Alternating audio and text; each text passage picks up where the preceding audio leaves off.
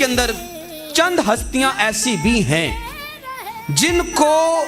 خالق کائنات نے عادات کے اعتبار سے نہیں، صرف چال چلن یا گفتار کے اعتبار سے نہیں، بلکہ اعضاء کے اعتبار سے، شکل و صورت کے اعتبار سے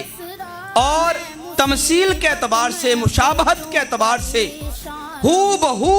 کاپی، ہو بہو مشابہت اور ہو بہو ویسے ہی جن افراد کو سرکار کے مشابہ بنایا، ان میں ایک اول ہستی امام حسن رضی اللہ تعالی عنہ کی ہے اور دوسری ہستی امام علی مقام حسین رضی اللہ تعالی عنہ کی ہے۔ یہ کائنات کے اندر وہ ہستیاں ہیں، مولا علی شیر خدا رضی اللہ تعالی عنہ فرماتے ہیں کہ میں جب حسنین کریمین اپنے دونوں شہزادوں کو اپنے سامنے کھڑا کر لیتا تو اگر سر سے لے کر ناف تک میں بیٹے حسن کو دیکھتا تو جو آنکھیں سرکار کی تھی ویسی آنکھیں میرے بیٹے حسن کی تھی، جیسی پیشانی سرکار کی تھی ویسی پیشانی بیٹے حسن کی تھی، جیسی رخسار سرکار کی ویسی رخسار بیٹے حسن کی، جو داڑھی سرکار کی ویسی داڑھی امام حسن کی، جو شکل و صورت امام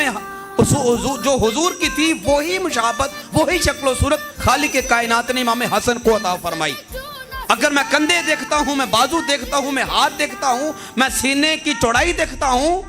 تو سیم وہی ہے جو خالق کائنات نے والی کائنات کو عطا فرمایا تھا۔ اور اگر میں ناف سے لے کر نیچے قدمین شریفین تک امام حسین کو دیکھتا ہوں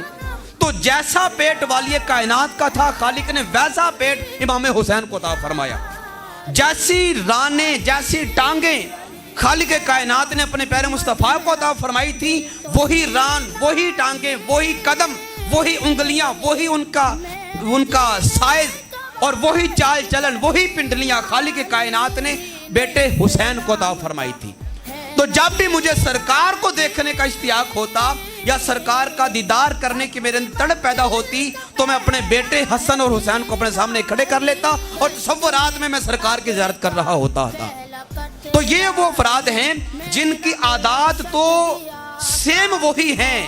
جو والی کائنات کی عادات تھیں، لیکن اس کے ساتھ ساتھ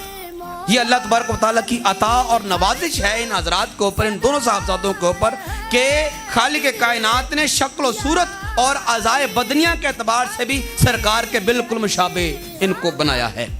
حضرات ذی وقار